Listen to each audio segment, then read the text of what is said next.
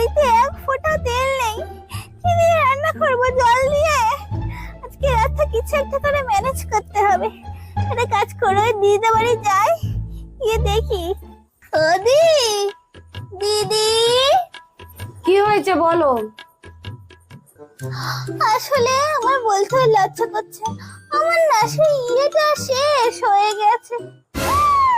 ইতোতে idea চাইবো না, কিন্তু ঠিক নিয়ে চলে যাবো।